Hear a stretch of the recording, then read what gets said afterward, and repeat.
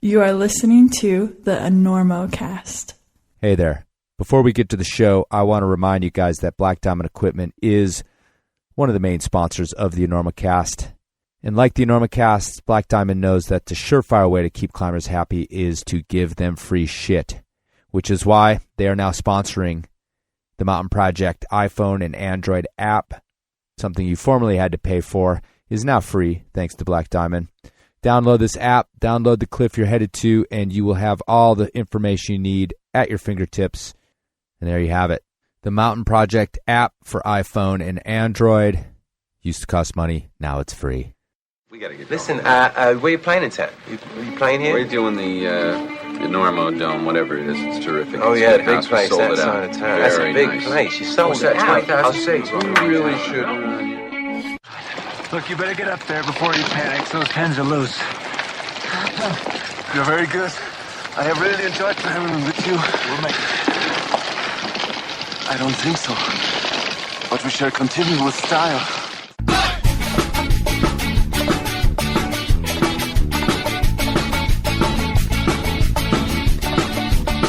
Good weather, bad weather. Now or later, anytime for climbing. Today's show is brought to you by Black Diamond Equipment, with support from Maxim Ropes. And Defiant Bean is now Bonfire Coffee. How did that happen? Don't worry about it. Jeff is still roasting delicious coffee that will delight your taste buds and will make you feel, smell, and seem more sophisticated. Go to bonfirecoffee.com and enter Normo at checkout for a discount. And now back to the show.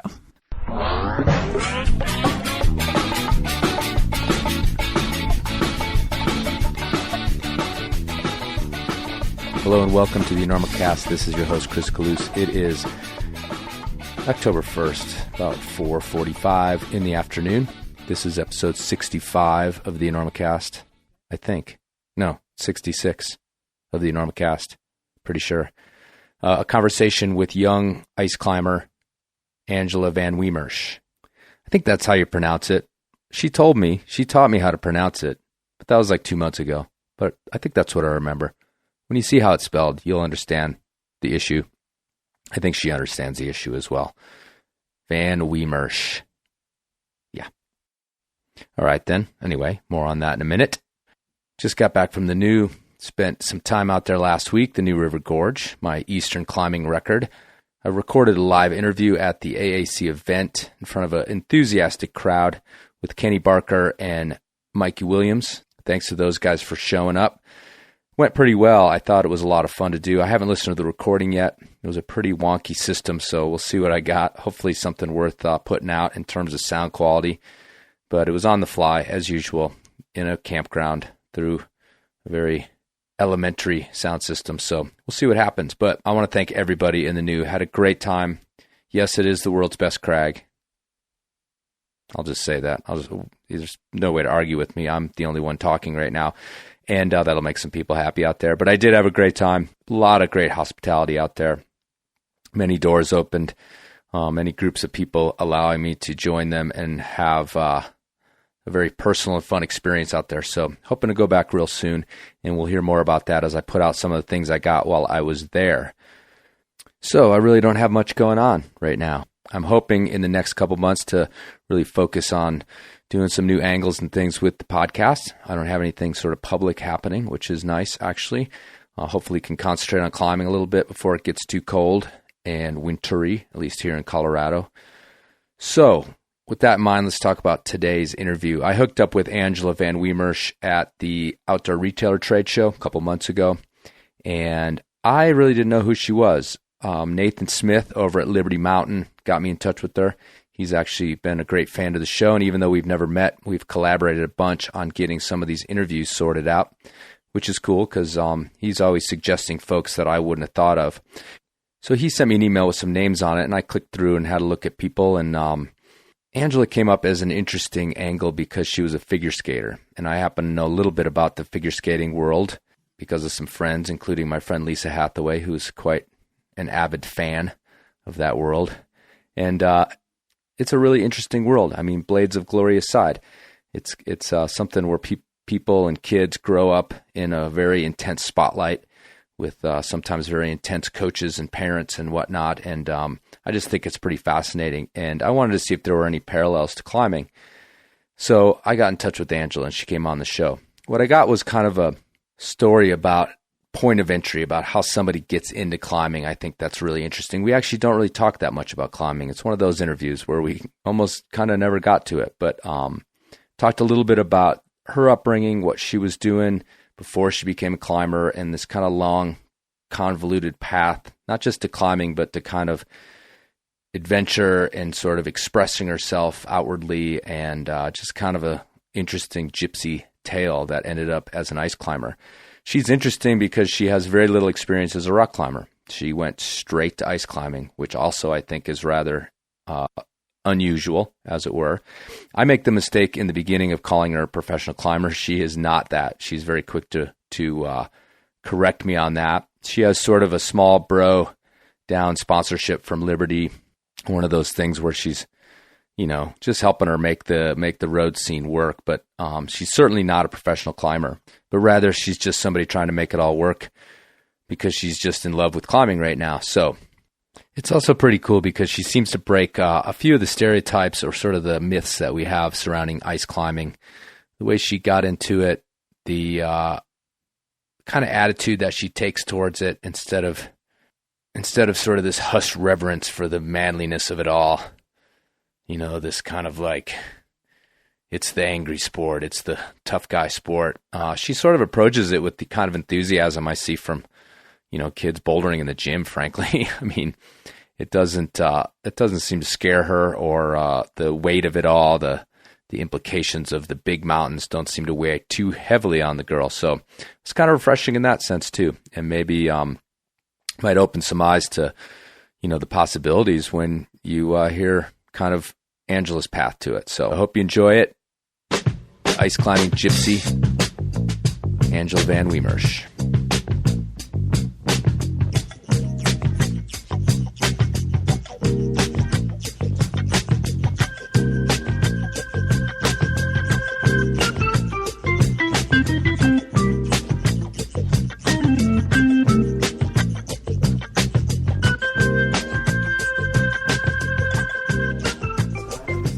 Oh, yeah, you can what's call me up with Van that? Stein. So, do you ice climb? I have. Are you familiar with a Stein pole?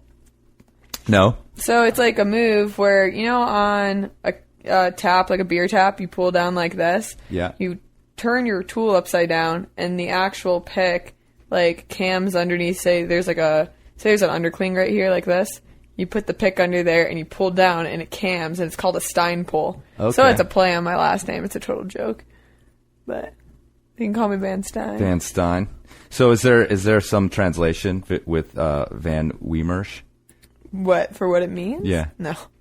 There must be. No way. All those European names, like... Can I make one? It was like the barrel builder. Wildflower in Alpine Meadow. I think that's Edelweiss. But. Yeah, no. It's totally made it up. Well, cool. That's a great way to start, actually. So I'm sitting in the America Best Suites. I think that's what this place is called. In Salt Lake City at the 2014 Outdoor Retailer Show. My, third or fourth trip here. With Angela Van Wiemeersch. Also Van Stein, as we just talked about. Welcome, Angela. How's it going? It's going pretty good. Thanks. Yeah, good morning. This is your second interview this morning. Yeah, it's good. Getting her done, OR, busy day. So I don't really know you, Angela. We just met a few minutes ago in front of the Salt Palace. But Nathan Smith from Liberty Mountain sort of did an email introduction, handed me your name and email with on a list of people he thought would be interesting to talk to. And then I looked you up on the internet, and there actually isn't a ton. I was going to say, what'd you find? I know. I didn't go that deep. Maybe one page worth. But, I went to your profile on their website and just kind of like had this kind of interesting story, this skating background, a figure skater, which in some ways an opposite world of climbing, but I guess in some ways with dedication to a form and all that sort of thing, it has some similarities. So I'd love to talk to you about that. I think there's some other interesting things is that when I read about some of the other stuff you've done, this climbing in Zion, climbing in Alaska, there was like this exuberance to it that I found really compelling. You know, the way you talked about your climbing and that sort of thing, just, I don't know, it right away drew me in. And even though I'd never met you before, and I'd honestly never heard of you in terms of as a professional climber, and I think you're just getting into that. Because I'm not a professional climber. Okay, well, you have a sponsorship. Well, because they're so kind to help me out with my entirely idealistic endeavors. They've been so awesome. But yeah, I'm definitely just like super keen to get after it, and I'm doing good for what I'm doing, I guess. Cool. I'm really well, happy. you know, didn't mean to disparage you with that. I know No, some people it was find just- that to be a disparaging comment, like, It's you know, just I haven't like, sold my wow. soul yet. You know? No, not like that at all. You're fine. I mean, I'm here at OR, like, my soul is for sale. Like, if I could have a booth for my soul, I would have it. It'd just be like, it's yours for the taking, people. The highest bidder, you know. So it's not any way disparaging on you. Just the idea that, you know, you have this at least somewhat public profile. How does that sound? Yeah. I just feel like a young grasshopper. Like I'm trying to take it all in, you know, like Mm-hmm. learning the ways. So how old are you? I'm 23. 23. You are a young grasshopper. So let's talk about a little bit about your background, because again, I mean, figure skating, it's like, it just has so much wrapped up in it sort of culturally from, you know, I have a very good friend who's also a friend of the show. People who listen to shows have heard her on here, Lisa Hathaway, from Moab, rock climber from Moab. And, she was also on that track as a youngster. Her mom was totally weird. Her mom was a Who coach. And I would imagine there's more. Maybe I'll hear from some other ones, but, you know, so she's always fascinated by it. And like, you know, she puts everything aside during like the world championships still to this day, and during the Olympics, and just her entire Facebook feed is about commentary on various skaters and things so like funny. that. So I have this kind of insight, but then of course, culturally, you know, from, the what was the movie Blades of Glory, Yeah. best movie ever. Right. And you know, there's this other side of it where a lot of people look at this skating thing just like, that's the weirdest thing ever. Like, and you know, sometimes the gayest thing ever, and all these sorts of things. So, but also one last thing I'll say before I let you tell us about it is that another thing about it is that it also fits this mode of, you know, the ballet, the gymnastics, this like hyper competitive environment, a lot of times seeming like, you know, somebody behind the scenes pulling the strings. And that's probably a stereotype, but it definitely comes forth in some of these sports where sort of young girls in particular are sort of, if not drawn into it, somehow they find themselves into it. And I had a good friend who was also a competitive skater, you know, and she told me it was like, you know, really, really difficult, and really, really like highs and lows from, you know, all these sorts of things. So what was it like to grow up and be a figure skater? It's definitely a different world. I love skating, like from the beginning. It's just an outlet, you know, like you have anything else. It definitely was a different aspect as far as being competitive goes. You know, it's something I was like raised on that really isn't a part of my life anymore. So in retrospect, it's crazy to think about now, but at the time it was all I knew, you know? So you're constantly training, and the motivation behind it really was like to move up in rank. And, you know, while doing so, it's like I thoroughly enjoyed myself, but there definitely was like more pressures. There was more things to worry about. And the fact that the sport's judged is just totally bizarre to me now. I can't imagine if I was climbing and someone was like, oh, she didn't do that move. We're not going to give her a good rating on it. Oh, she loses. You know, it's just different.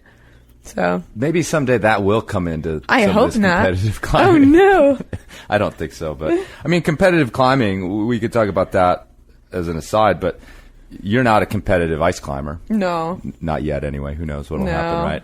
We'll see. But, you know, that's also like this kind of weird, I think, aberration in climbing. But that's Yeah, I just think my it's opinion, just but- different. I think there's a couple, you know, different venues in climbing. So how deep were you? Like, what kind of skater? I mean, are we? Can we get on YouTube and find videos of you skating? You know what? Probably not anymore. There was Those things don't go away. well, it's the internet. They were like on ESPN and stuff like that. But I was definitely like, so there's a couple levels, and as far as, because people always refer to the Olympics, that is like the end all be all, and you know, so you know where the scale is. I was 3 levels below that as far as levels competing. So I wasn't like way up there. But the track I was taking, it's everybody that I competed with. That's what they're doing now. They're on the Olympic teams. Sure. And so if I continued, hopefully I'd like to say I would have, been in that group. But it was full time. I mean, I didn't even go to school full day growing up. Starting in the 5th grade, I went to school for like 2 hours a day and then was at the ice rink. Most days I'd wake up at like 4 a.m. I'd go train. I'd do like 2.5 hours, go to school for 2.5 hours, go back to the rink. Usually do like, 3-4 miles, run, stretch. Maybe it'd be a ballet or it'd be a ballroom dancing class. Then I'd be back on the ice for another couple hours. And then I'd go home, pretend to do homework. My teachers gave me way too much leniency. So they were like, oh, you're doing such great things. Right. You're going to be the greatest ever. They were so nice. But yeah, too much leniency on the homework. And then I'd go to sleep and do it again. And I was like that for years.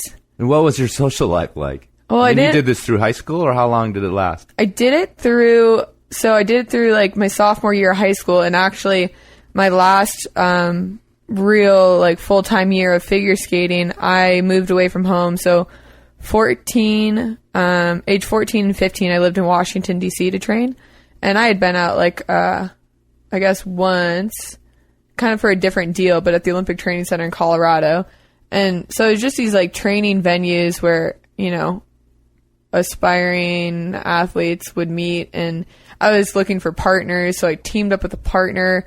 He happened to be out in Washington, D.C. And since there's so few boys, I skated in like pairs. It was ice dancing. Sure. It was either, you paid for the boys' entire skating career is very common amongst the figure skating community. It's a rather wealthy sport, as you can imagine. Or you don't have money and you just move to where they are and you're like psyched to have a partner. I was like, yeah, I'll move to Washington, D.C. Like, sure, why not? So that was my last year. And so you moved away from home to Washington, D.C. and you were 15 or 16 years old? I was 14. 14. Mm-hmm. All right.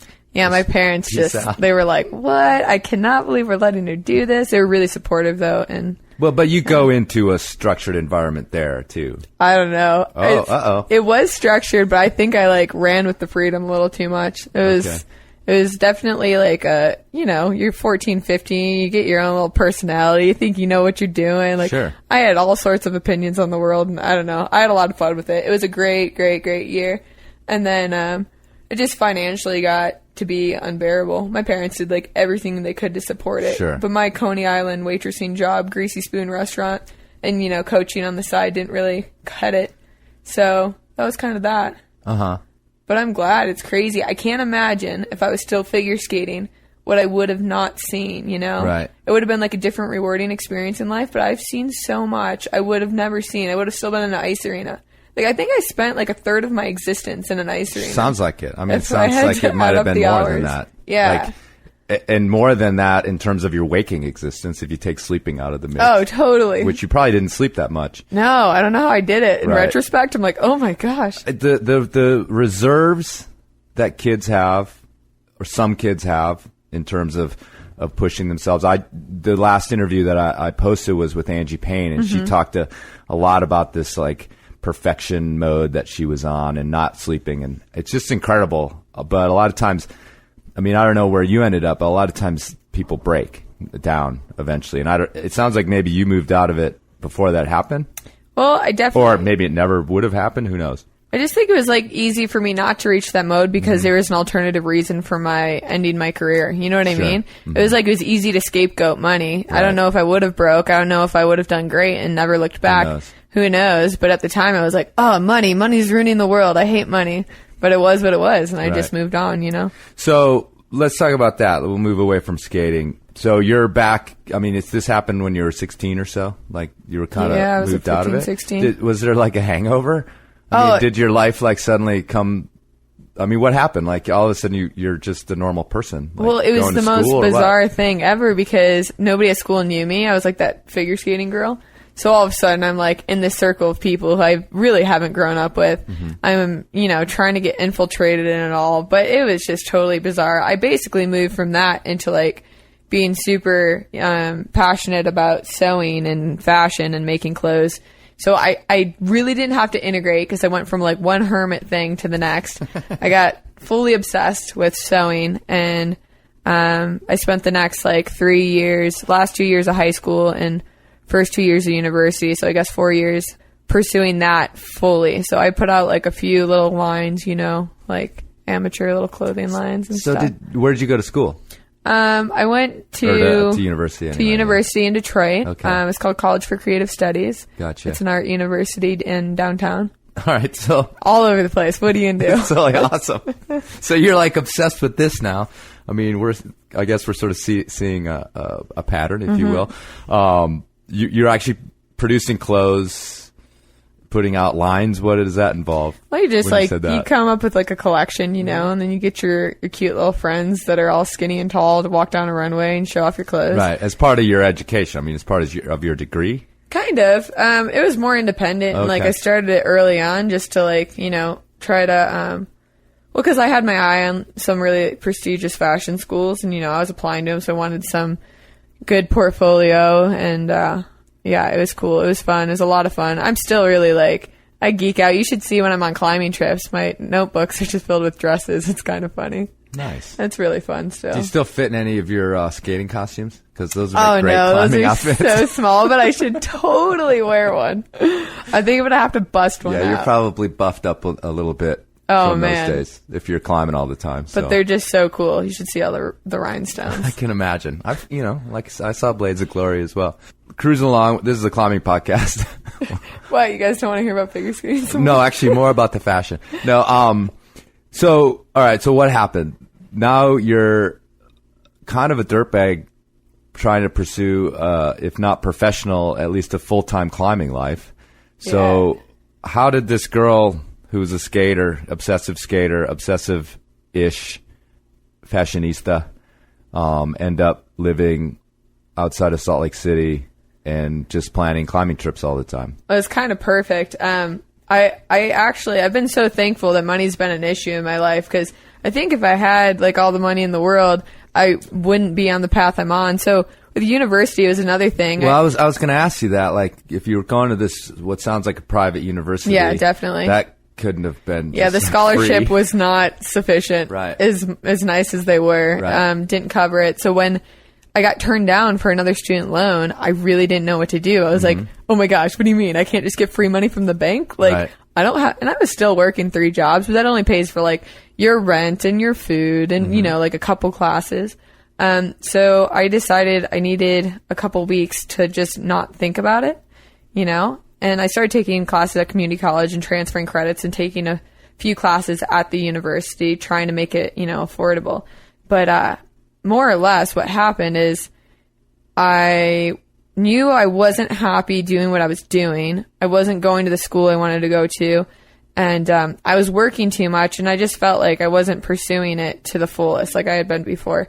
So I just needed some time to think. I was thinking about coming out west, and actually years and years ago then, well, not years and years, 5 years ago, but I was thinking about Utah, and I knew nothing about Utah, but I met some lady at like a Dick's Sporting Goods, you know, who told me about Utah once, and I had like the vaguest idea of what it might be like.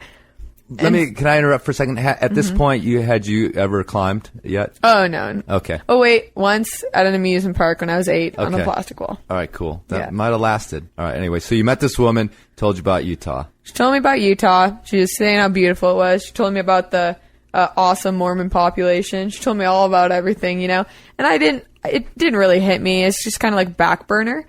But when I did decide to take 2 weeks off, I didn't have a car at the time. I had invested all my money in school, and I kind of like didn't really have anywhere to go. So I was like, what am I going to do with my 2-week vacation? And I was like, I'm going to get on a bicycle. I'm going to ride my bike. I didn't really have a road bike.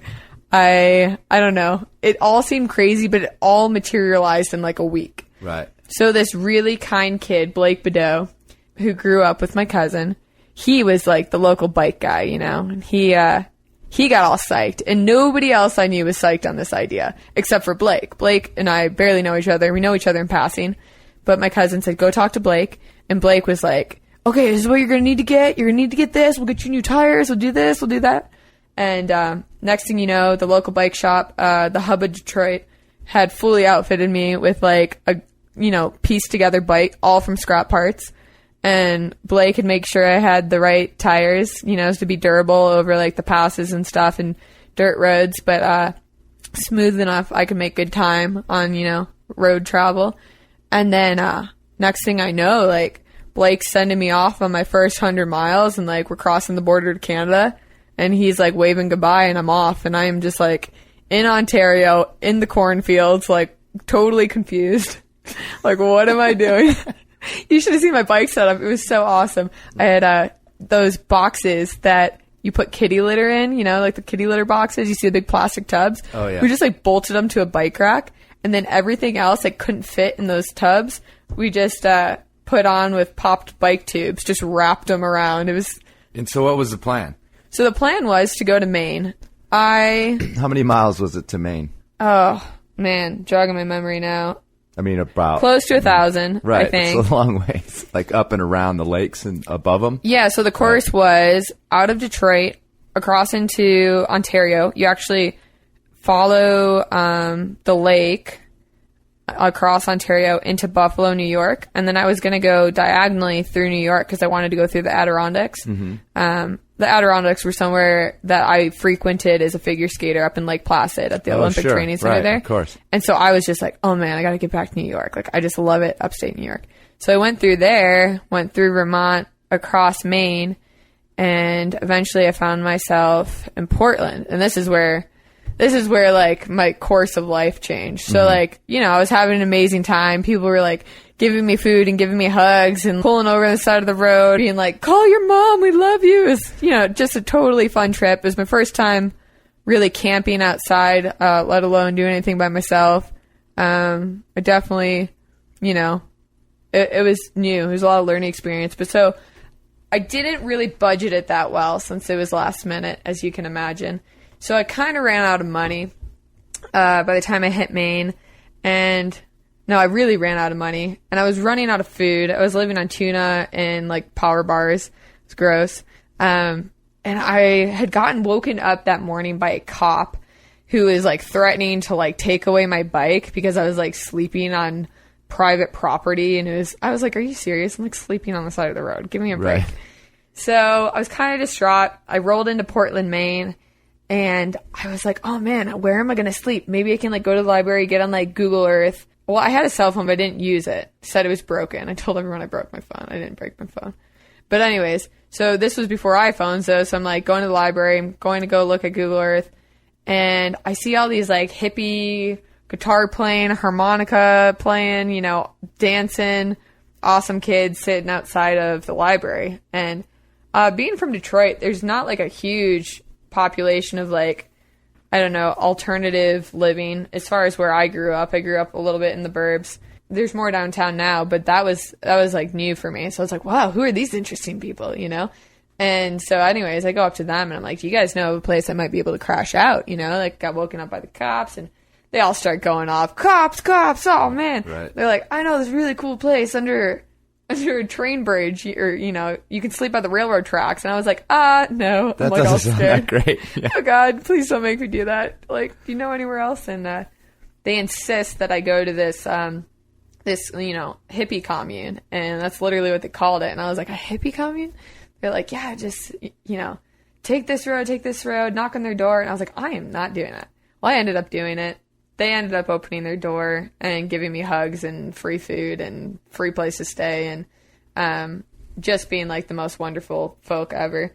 So towards the end of my night there, those boys that told me how to get to that house came back to check on me. We're like, oh, glad you made it. We're out of here. We're going to Bar Harbor. And I'm like, I'm going to Bar Harbor. Like, I'll be there in a couple of days. They're like, okay, well, come find us. We'll be at the Green. And I'm like, what's the Green? And they're like, oh, you'll know. I'm like, what? Who are these people? So they take off. I'm left with my own thoughts. I have a good sleep. And I spend the next 2 days cycling up the coast. I arrive in Bar Harbor. It's nothing what I expected. There's like yachts pulled in. Like it's a national park, but it's just so different, on the coast there. And I go into this little ice cream shop and I ask what the Green is. And she's like, oh, like the Green, whatever. It's the park at the end of the road. So I get there and this kid is sitting reading a book with two dogs on the blanket, exactly where he said he would be, And I couldn't even believe it. I thought it was like the funniest thing ever. And he's like, "Oh, you Your found spirit us." guide. And I was like, "What?" So his name was Chip. Chip's a big influential player here. So I'm all, having the time of my life and met so many wonderful people. I'm kind of blown away. And I get talking to Chip and he's like, "Hey, let's go, play out on the rocks." So we're like sitting on some cliffs on the edge of the Atlantic and dipping our toes in the water, just talking about where we grew up, getting to know each other and stuff. And after all was done, he was like, "So what are you going to do?" And I was like, "What do you mean?" He's like, "You're just going to go back home?" And I was like, sitting there, and I was like, "Yeah, like, I'm going to go back to university, like, maybe I'll go out west, go to university, finish up my schooling." And he's like, "You're seriously going to go finish your schooling?" And I was like, yeah. And he's like, "Why don't you just, like, travel?" And I'm like, "What do you mean?" So he goes on and telling me that he spent, like, the past 7 years hitchhiking and bumming around and finding odd jobs and just, like, enjoying his quality of life, And so I kind of dismiss it, to tell you the truth. It was appealing, but I just did not believe that I could just, like, get rid of everything, just go out and do whatever.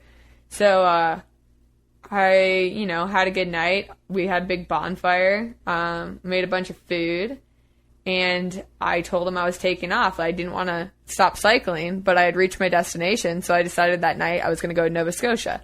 So Nova Scotia, I'm sure you're familiar in Canada, Halifax being the far point on the east side of the peninsula. How long had you been out on the road at this point? 2 weeks, 2 days by the time I got to Maine. You were past your 2-week deadline? Well, I didn't really have a deadline. Oh, okay. But my wisdom teeth were coming in, so I was in excruciating pain. So I was trying to get this trip over with because I needed to get my wisdom teeth pulled. Okay. So, but I didn't want to go home, and that's when I was like, I'm gonna keep on going, just a couple more days. Sure. And then I decided, instead of cycling back because I was out of money, I was either going to sell my bike and catch a Greyhound back, or I didn't know what I was going to do, really. I hadn't figured it out. But then after I met Chip, I was like, maybe I could hitchhike. But still, back burner thought, So I keep on going. Well, I tell them, I'm taking off. And Chip's like, "I'm going to race you." And I'm like, you don't even have a bike. He goes, "Don't worry about that." So I take off. I think he's just totally weird. And then this crazy thing happens 2 days down the road at a gas station. I go in, and they see me pull into the gas station on my bike, and they're like, "Are you homeless?" "No, I'm on an adventure." They think I'm just the weirdest person they've ever met, so they're asking me all sorts of questions about the bike tour and stuff. And they're local fishermen who own this gas station, and they're lobster fishermen. And I'm just blown away. I'm like, "You're a lobster fisherman?" Being from Detroit just seemed like this huge novelty. Like, "You want to come out?" And I was like, "Yeah." And like, "Do you have work?" And they're like, "Well, we can like put you to work." So being out of money, I spent 2 days working on the lobster boat, and woke up first sunrise of the country, like 3:45 in the morning on the East Coast or whatever, and out at my little campsite, they like pick me up in the truck, go out to the docks, put on my orange rubber overalls, and started rubber banding lobster all day. They got them out of the cages. I put the little rubber bands on their hands. It was super funny. And did that for a few days. They're not called hands, are they? Claws. Put them on their claws. But so 2 days go by. I have my buckets of lobster, and I go cook them on the fire, at my campsite. I'm all excited. And I look where my bike is tied up at the gas station, and Chip is there playing his guitar. Like, I kid you not. This kid has now got on a bike, caught up to me, and is like, "Oh, I found you." So, are you sure you're not hallucinating, Chip? No. Like, Chip isn't like, this isn't like the Fight Club. He's like this. Oh, it's so funny. No, and Chip comes into play. Chip's actually got a hold of me recently. Oh, cool. He's on a bicycle on his way to Washington. He's actually right sitting now. off. This is a surprise. I've got him here for you. Oh, Chip. He got in touch with me yesterday. His real name is Derek, but he goes by the name of Chip because he looks like a chipmunk. Oh, gotcha. So, yeah. We just got on a bike, kept on going.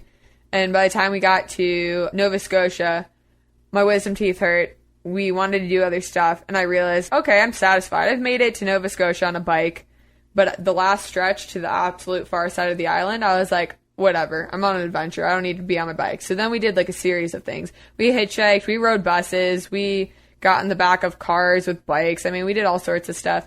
We worked on a blueberry farm in a valley. We worked at a carnival down in Yarmouth, this most southern point. I mean, we found so many hilarious odd jobs and met so many fun people. It was like this crazy week filled of total fun. But honestly, so surreal. Like, I still didn't believe anything was happening. I was like, this is too weird.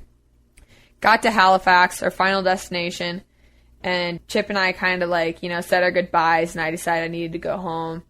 So I go home. Chip's still hanging out in Halifax. I get home. I freak out. I realize I'm like, don't want to be there. So I just get on Craigslist and I put everything I own for free or for sale. I have literally in like less than 24 hours, my entire place is cleared out. They were on it. People on Craigslist are impressive. Yeah. It was gone.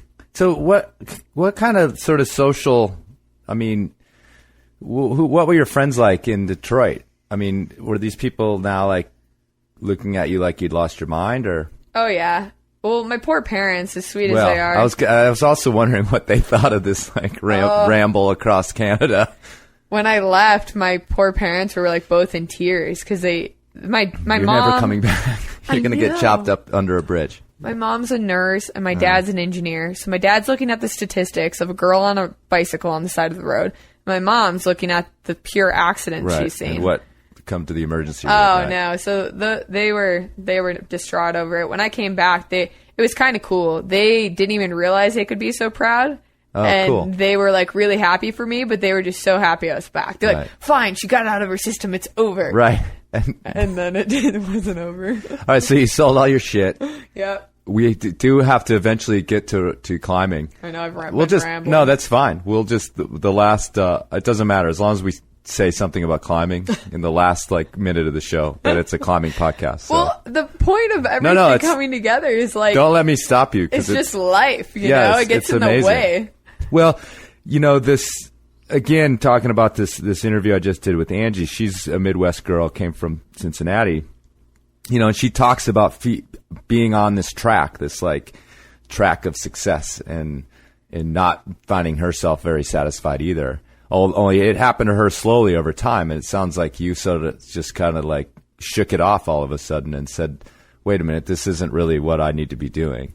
Well, I always had like a travel bug, but I think I was looking at a way to fit it in more like that was socially acceptable. So, I had looked into TEFL, teaching English overseas. I had looked at exchange programs, Peace Corps, all these socially acceptable ways of seeing the world. And then I met Chip, and I was like, this guy is awesome. He just does whatever the hell he wants. I was like, why can't I do that? And it all of a sudden occurred to me, if I really wanted to do something, I would just do it like anything else I had done in my life. Like, why did it have to be so structured? All right, your stuff's gone. My stuff's gone. I called Chip. I actually call a coffee shop because Chip doesn't have a phone in Halifax. Yeah, I was about to ask you, how'd you get in touch with Chip? Is there a skinny kid that looks like a chipmunk, smoking a cigarette, asking people for quarters outside of a coffee shop? And they found him like instantly. Nice. And the tone of his voice, he was like so psyched to be getting called from a coffee shop. So funny. So he's like, yeah, I got this free car given to me. They're called kickdowns in the traveling world. I got a kick down. And I actually, when I met him and his friend Jay had that free car. So he's like, it's in Minnesota right now. They drove it to Minnesota. If you want it, nobody else wants it. None of us have licenses. You can have it. So I'm like, are you serious? This is just perfect. I'm going out west. So get rid of all my belongings. My sweet roommate drives with me to Minnesota to pick up a truck. Or not a truck, a car. I get my wisdom teeth pulled. Chip hitchhikes in from Halifax, meets my parents. My parents are absolutely mortified, terrified. We're at dinner, and Chip's every story begins with this one time when I was train hopping, or this one time when I was hanging out with this hobo, or this one time when I was eating out of a trash can. And my poor parents were like, oh my gosh, she's leaving with this kid. I'm like, no, he's awesome. Like, what? He's resourceful. Little princess figure skater. Yeah. What's happened to her? 100%. So I get my wisdom teeth ripped out. I have now huge chipmunk cheeks. My face is so swollen. And we hop in the car that's barely running, and we head to the UP, and we start our journey out west. So during that journey, we had pop tires, ran out of gas, got landscaping jobs, got like just manual labor jobs. We played at a fair. He plays guitar. I mean, we did everything to get out west. It only took a couple weeks, but it was one hell of an adventure again. Ducking out in Glacier National Park, trying to get into the Canadian Rockies and getting shut down at the border. They didn't like our broken down vehicle. They said it was a piece of junk. But anyways, got out to Washington. He ran into some old friends of his, actually the friend who got him into traveling. And it was kind of like a good partying ways. I met a girl who was an Irish traveler, and he ran into his old friend. So I split off and traveled with her, and he went off and traveled with him. So that was kind of like the end of the travel stint with Chip. But I had like made a friend for life, and decided to like pursue my own endeavors. So the next, 3 years were filled with craziness. I went California to Mexico, went down into Baja, Tijuana, had some adventures, Ensenada, came back up, went into Joshua Tree, not as a climber, as a pure observer, loved it. Went back up to California. I decided I wanted to go to the East Coast, went to New York, then went up to Montreal to Vancouver to central BC, went all through the mountains and the Kootenays. Then I went up to... So what's your mode of travel at this point? Oh, hitchhiking. Okay. Sorry, I lost a car. Long time ago, I lost the vehicle. The vehicle... Okay, that was another thing. Parked it on this guy's property because I wanted to hitchhike to Mexico. And he told me he'd take care of it. Mm-hmm. Then I got back and he was like, yeah, weird thing happened. Like, your car got lit on fire and ran off a cliff. And I was like, what? And it was just this total, like, probably shouldn't have left it with a bunch of random people I didn't know very well. But I really wanted to, like, hitchhike through Mexico because, A, I heard if you took a car, it was a pain in the butt over the border. And B, I just, like, wanted to see it in a different light. I, like, wanted to hop in the back of pickup trucks and, like, see it as the locals would see it or whatever. But so the car disappeared, which is fine. I was very psyched on hitchhiking at the time. And this is like a couple years ago, like 3 or 4 years ago? What year is it? It all started 2009. Yeah, so this is like in recent times. Yeah, like, a couple years ago. I mean, people don't think you can even do that anymore. Oh, man. I crossed the country so many times. I think I crossed the United States 4 times. Hitchhiking. I've crossed Canada north to south twice. I've crossed Canada east to west 3 times at least. And then into the far north is where like my heart lies, into the Northwest Territories and the Yukon and Alaska. And I've crossed there probably 3 times now. So, all right. So where does climbing come into this? This is a climbing podcast. We have to talk about climbing. Comes into it all. Where I had been hiding out. I've been enjoying the luxuries of being in the middle of nowhere in the Northwest Territories and the Yukon for quite some time. I'd gone back on and off for a series of years. I absolutely love it up there. And it kind of dawned to me that I should like come back to the lower 48. Where are you specifically? Have you ever heard of a place called Dawson City in the Yukon of Canada? No. So it's a fun little vortex of a town. It's an old mining town. First casino in Canada. Is it on the road? It's on up to the. Well, it's kind of a dead end. Oh, okay. You can take it in the summer. There's a pass that goes over into Fairbanks area, like you go through Tok and Chicken. Okay. But then in the winter, it's an end of the road town. Right. The river freezes and you can like go to the houses, but the mountain pass is closed. Right. But then I did actually live at the end of the road in the Northwest Territories, where it was like paddling, flying only. That's a whole different story. But I lived up there. That'll be part 2. It's just too much. I don't even know. Okay, so I just was sort of curious. Yeah, so up there, loving life. Haven't seen my family in a couple years. Decide I need to get back to the States. And are you staying in touch with them?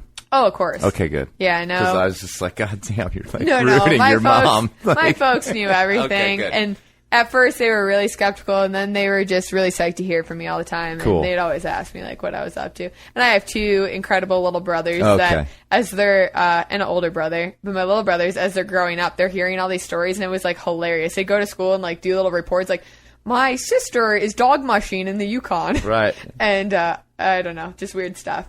It was super fun. All right, so you're thinking about coming back to the lower 48. Decide to come back to the lower 48. I decide that I'm going to try... I had gotten recently into the idea of expeditioning with a gentleman that I met in Canada. and it was more like Arctic polar ski travel. It really caught my eye. I did a winter in the Yukon and a couple summers, and like during the 50 below stretches, to keep my sanity, I got totally into like dog mushing and I don't know, just like hiking and cross country skiing, a lot of snow stuff. And I really enjoyed it. It was such a zen state for me. So I figured like crossing, you know, a polar cap or Antarctica or doing a glacier travel seemed really cool. So I started talking to this guy who, Devin McDermott, who's an amazing dude. He is a big Antarctic guy. He does guiding down there, and he's done many personal expeditions. He's crossed Greenland by world's longest kite ski. He's just an incredible guy. But he got me all turned on to onto that style of expeditioning, and I looked into it more, but I decided I needed to be like down in the States, and if I was going to pursue it, I'd find some way to get into it, you know, where more I'm from. I got kind of like attached to Canada, and when I couldn't get my citizenship, or actually I could get citizenship, just not residency, temporary. They wanted me to either be permanent or leave. They didn't want to keep on giving me work visas. Right. So I decided to come home. And it was then that I hitchhiked down to like visit people and do some work in California that I got picked up by a guy hitchhiking who was on his way to Silverton, Colorado. So this gentleman starts talking about Silverton, how he loves it. He spends half a year there. He's a big skier. He's an ice climber. And I'm like, ice climber? Who are we talking about? His name's Courtney. I don't know his last name. Okay. I just know a bunch of guys from down there. So well, and I later times ran into his buddies in the ice park. Like they're like, we're from Silverton. Sure. And I was like, you know Courtney? And they're like, yeah. And I told them the story and they died laughing. But he picks me up. His car is packed, ready to go, move for the ski season. And I asked him all about Colorado and like where I could spend a season and maybe like train for like, you know, a polar expedition or something like that. And he was like, I don't know, like Silverton's really hard skiing if you're not a good skier, and Durango's pretty cool, but it's a little more populated. If you want a small town and like you could get into ice climbing, Uray's the place to go. And so I was like, Uray? He's like, Uray. Uray? Uray. Okay, so I wrote it down, and he was taking me up over the pass, over to Truckee from like Lake Tahoe region, Grass Valley region. So I get into Truckee. I sit at the coffee shop. I look up Uray. I see one picture, and I book a flight from Denver to Detroit, home for Christmas, and Detroit to Denver for after Christmas. So that was like my committing to moving to Colorado. So I get to Uray. I'm there for like a week. I think it's the coolest thing ever. I have nowhere to stay. Got all my stuff. Oh, I stopped through Salt Lake City, and a friend of Devin's hooked me up with ice climbing gear. Chris Nance, awesome guy. Ski mountain guide, also Antarctic guy out of Salt Lake. And he just like loved how psyched I was and sold me all of his old gear for so cheap. I literally bought him a bunch of candy bars and gave him like, you know, $100 or something. And he set me up with like a rope, helmets, crampon, Vipers. I mean, you name it. He was like, go ice climb in Uray.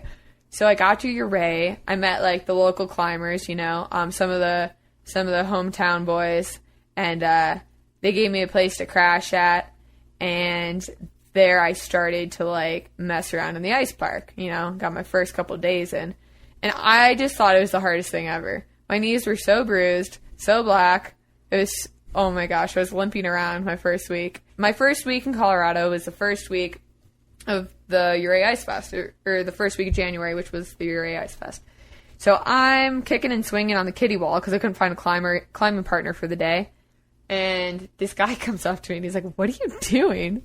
And I'm like, I'm practicing my kicking and swinging. And he's like, you're such a dork. Do you want to come climbing with us? And I was like, oh my gosh, yeah, I totally want to go climbing with you. So he's like, okay, well, Scott's going to teach you how to rappel.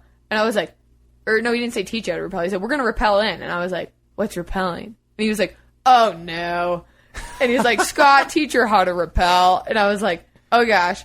And so Scott comes over, and this is Scott Adamson, Utah boy. And he comes over, and he's barely putting his harness on. He's all hungover. And he's like, oh, don't worry, I'm a guide. I'll take care of you. And he gets his harness on. He rigs up the system around, like, you know, a little pecker pole. And he's about to wrap in. He's like going to put me on and show me how to do it. And I'm like, are you kidding me? We're not like rappelling off that tree. And it's like this totally bomber tree. Mm-hmm. And he's like, what do you mean? I was like, that is so sketchy. Like, I'm not doing that. And he's like, okay. So he puts in like an ice screw next to it, clips a draw, and he's like, how about this? And I was like, what is that? Like, is that like an accessory? Like, are you kidding me? This screw? He's like, okay. So he puts like 3 in, clips them to the rope, and he teaches me how to rappel. So we wrap in, and I'm just psyched to be at the bottom. And I started doing laps with them. So this is later in time. This is Liberty Mountains. Pete McConkey, head of sales, was the initial gentleman who pulled me over. And Raquel, who did work at Liberty Mountain at the time, lovely lady, also from Utah, and Scott. So the 4 of us, just climbed for the day, and I had like so much fun. They actually taught me how to keep my front points in the ice, not hit my knees, even though I still did all day. Dropped some tools, rock climbed the ice to the top. It was really fun. And I retired for the day, and Scott was like, I had brought my rope out. They had brought a rope out, but since I was on the other rope, Scott wanted to go climb something, and he had borrowed my rope. And I was so beat up that I had to go home because my knees hurt so bad. And so I was like, oh, I guess I'll just like find you later, And he took the rope and whatever. So a couple days later, I came to find my rope. I thought my rope was like so cool and expensive and nice. And it was like so beater, probably should have been retired. And I was on a hunt to get my rope back from Scott. I was like, that guy took my rope. Like, oh my gosh. So I find him, and he's like, oh yeah, that rope? Yeah, here, And end up climbing with him again. So The old borrow the rope ploy. Yeah, the ploy. I just was so psyched to have climbing partners. I had been trying all week, and everybody in town was like so wrapped up with the Ice Fest. They, the locals, like they're all involved. So it wasn't like, and it's knowing Plus, nobody. you didn't know how to rappel. I didn't know how to rappel. I didn't know how to climb. That's a little bit of a Didn't know anyone. Maybe we'll climb another time. But in my defense, right. Day 2, there's a mixed climb at the end of the park. It's really cool. It goes from like, it's gear. It goes from like a little ice blob to like, a little traverse, couple hook moves, couple cams, put in a nut, like a pin. You go back onto like some more ice, more rock, finish out on ice. It's really cool. So they, get on this route or whatever. Him and McConkey climb it, and then they're going to clear it or whatever. And I was like, can I try? Like, everyone just, like, laughs. They're like, oh, God. She's just going to hang on the rope for, like, ever. And I was like, oh, please, just let me. And then, like, Scott was like, yeah, go for it. Like, totally. I, like, sat on the rope probably a couple times. But I'm up there, and it was so fun. And I'm, like, yelling down, like, what is this thing? How do you take it out? And it was like, I didn't know how to use a cam. I'm trying to like take out pins, take out cams, take out nuts, and he's yelling from the bottom how to remove all the gear. So once I got off that, and in later days, Scott didn't have a climbing partner. He was like, I can drag her up something, like whatever. And so we went up Gravity's Rainbow, and it was awesome. I think 2 people climbed it that year. It fell apart the next day. And it was like the most surreal and beautiful experience that I had experienced in my life. I was like, this is insane. It's like 3 pitches up. Beautiful snow-filled valley below, climbing, like awesome. They had like miniature ice pillars, crazy rock. Scott was pounding pins, and I don't know. It was such a fantastic route in retrospect. Like, I can't believe how quality that route was, and how it was like my first outdoor, non-ice park route, and how it was like my 3rd time climbing, I think. And I was pretty much hooked after Gravity's Rainbow. Because he showed me the coolest part of ice climbing, getting off the ground. Like, that's what I love about climbing. I love how pretty it is and how high off the ground I can get. It was like another world. It was so cool. So, at this point, or at the point when you got picked up off the kiddie wall, like, you had literally just started climbing. I had been to a climbing gym right before I left for my bike trip. Right. I had gone to a place called Planet Rock in Detroit twice. Right. Okay. So I learned how to get my belay, which I kind of forgot, Right. And tie a figure 8. So, and then you had not rock climbed. No. Since then. Well, you would never rock climbed. I'd never rock climbed. At all. No. And so then you're on Gravity's Rainbow. Correct. A few days later. Uh-huh. All right. So it's a pretty accelerated arc. Yeah, I got real lucky. See what happens. You like run into like experienced people in the ice park. So everybody hang out in the ice park and lurk for the badasses. Right. It was so perfect. I felt so lucky. Right. And all the local boys were like, "You're gonna die," and they're like, "Tell him you'll only go climb with him if you climb the talisman." And I like didn't know what the talisman was. I was like trying to make jokes about it, and he was like, "Oh, the talisman? Like, yeah, we could climb that, I guess. Like, it's probably be a little hard for you, but good sport." Telling me I could climb the talisman my like third day of ice climbing. Right on. And it wasn't even in that year. It was like M7. But so this is we're talking again like a couple years ago. yeah, this was 2 years ago. 2 years ago. Mm-hmm. So you're on this accelerated crash course. Mm-hmm. Since then, you've gone on to start to master a lot of aspects of this of ice climbing. I wouldn't take it that far. Well, you're climbing hard stuff and going to Alaska a couple times. Climbing, the most recent thing I saw with you guys, you and Scott in Zion. Andy Burr shot a bunch of photos of you guys climbing big routes down in Zion. Yeah. So, it is sort of like, I think that it's kind of like crack climbing. People think that you have to put in all this sort of apprentice time before you're almost allowed to go to an expedition on Alaska. And with, I think, trad climbing, if not crack climbing, like that always feels like that too. But then, honestly, every once in a while, somebody just says that's not, you don't have to do that. Like, well, I will tell you that what happened right after, meeting Scott and climbing those couple days in Ouray, he was sleeping in the back of his truck, and I was like, this is ridiculous. You can crash in my place. And, couple days hanging out and meeting other people, they were like, "Oh, Scott, you going to Wyoming?" And then, of course, everyone just was like, "Oh, Angela, you should come to Wyoming." And it, turned into this, oh, God, I'm backing out of rent. I'm living in Scott's truck. I don't know this guy. I don't care. This is so fun. It's more fun than I've ever had in my life. And I'm going to Wyoming. So, it went from, Colorado to Wyoming, back to Colorado to Utah, to Maple, Santa Quinn. We climbed all over. And I think in my first 3 months of climbing, I climbed 3 days on, 1 day off for 40 or 50, maybe 60 days. Mm-hmm. I definitely got the fast track. I feel so lucky. Speaking of mastering the sport, you're climbing with people who have mastered the sport. Yeah. It's unfair advantage. Got to just basically, hook your jumper cables up to these people who, and particularly Scott, who are, masterful climbers. Yeah, it was cool because I didn't have to smack myself in the face with my ice tool. He would tell me "Oh, if you pull back on that too high up on your tool, you're going to knock your nose off." Yeah. Well, stuff like that. Your career is still young. So there will probably be a smacking of the face eventually at some point. I think it's part of the deal. Mm-hmm. So I am not an ice climber. It's sort of part of the show. Everybody knows that I was once an ice climber and gave it up for various health reasons, like the health of my skull, for example.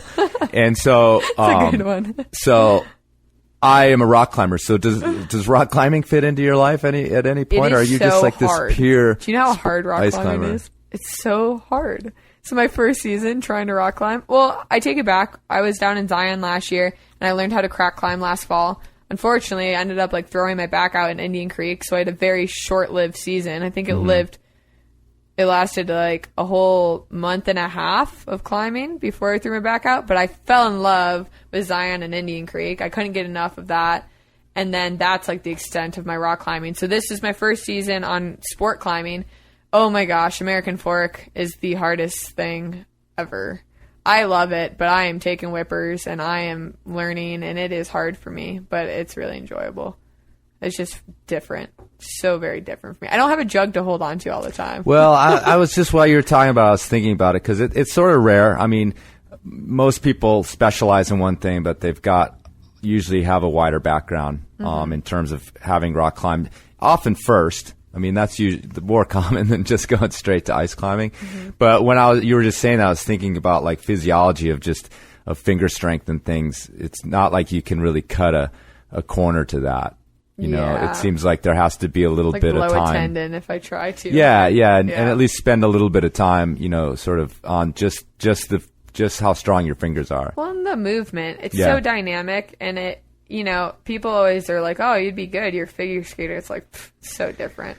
Like it's. I mean, there's an athleticism that you've brought to the table automatically, but I don't see really any sort of commonality between maybe balance, I guess, but balance is overrated anyway in terms of climbing. Well, when you see like a good climber, they're so beautiful when they climb. They have such fluid, dynamic movements, and I think that's why I can ice climb. It's much more static, and it makes sense in my brain for whatever reason. Sure.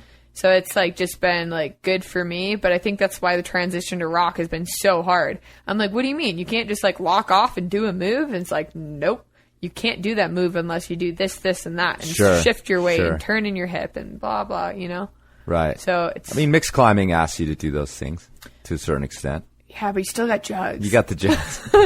You got the Stein, the double-handed Stein pull. You have to get going. I know. I'm sorry I've been yapping all. So no, it's fantastic. It's been this like crazy wild ride. It's another great interview where I got something that I didn't expect whatsoever. So it's awesome. Let me ask you this one last question. So you are like fresh into this, really. You've accelerated to a certain level that is allowing you to get a lot of cool stuff done. You've been to Alaska a couple times, climbing all over Utah, all over the Colorado, the West. Looking at some of these things that you've done before and then walked away from, I mean, where do you think ice climbing fits in to, the future or the moment? Is this like the latest thing, or do you think you found the thing? No, you've hit it spot on. This has been the question that everyone's asked. It's my parents in particular definitely are like, it's another phase. But I will say that this is the only thing that I've pursued that I've loved so much that fits into like my life in the way I want it to fit in. Like the lifestyle of climbing is so good for what I want to pursue. Like I enjoy being in the outdoors, being with people I love. It's like such a high quality of life. And then you have the aspect that you're constantly striving for something more. Like I'm still able to like push myself mentally and physically and be fit and be out there and be doing it. And no one's judging me. No one's trying to give me a rating. I do it because I want to do it. And I have goals because I just want to be to this beautiful place and climb this aesthetic face that I see and I'm just drawn to. I think, with some other things that I've done in life, like without doubt, I've been full of passion when I've done them, but they just like didn't fit into what I wanted to do with my life. It's like ultimately, I didn't move to New York to pursue fashion because like I didn't want to be in a city. I didn't want to, be in this hustle and bustle and like be someone's coffee bitch for 12 years before I moved on up in a fashion house. It's like wasn't my idea of a life. And, figure skating, I did see that it wasn't going to last forever and I didn't want to be on Disney on Ice. That wasn't my goal, So with climbing, it's like for the long term, I see this as like something that I want to be doing. I do see a future in it. It's like I can enjoy this and it'll always be like mine. It'll be like my hobby, my like love, my, experience in the outdoors and like, never say never. Who knows? I might pick up kayaking next week and just be psyched. Sure. But I think I like it quite a bit. Well, right on. Be careful. I will do.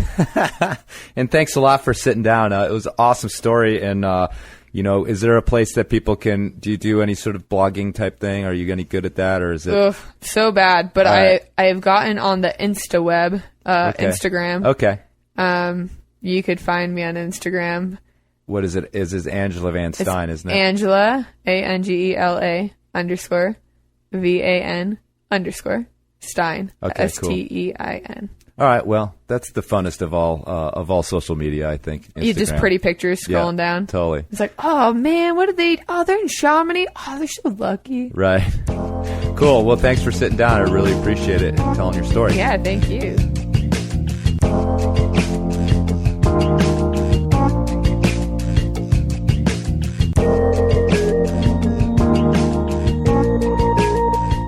All right, folks, thanks for listening, and thanks to Angela for sitting down. I got one more from the OR show still left in the bag, so maybe I'll put that one out next. Ooh, big mystery. Anyway, I want to let y'all know, as usual, that if you want to help out the Enormocast, you can go to enormocast.com, click on the Help Out tab, check out what's going on over there. A bunch of easy things to do, like writing a review on iTunes, just liking us on the Facebook page, following us on Twitter, and by us, of course, I mean me. the royal we here at the Enormocast. We appreciate any help that you give to make this thing get out into the world, its tentacles reaching into the minds of climbers everywhere. Okay. Remember, folks, get out there, have fun, but don't forget to check your knot.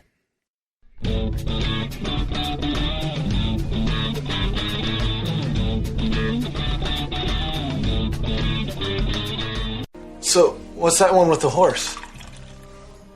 My blonde Ukrainian she-devil. Not Oksana Bayul.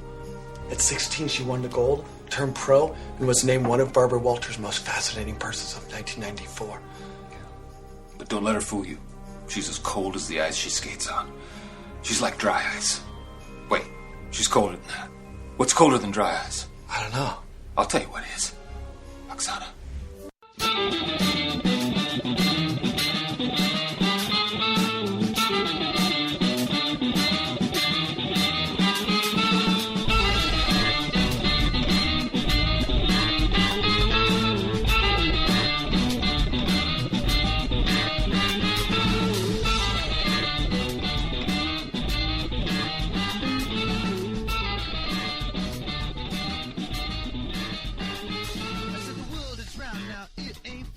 The teachers told me that's where it's at.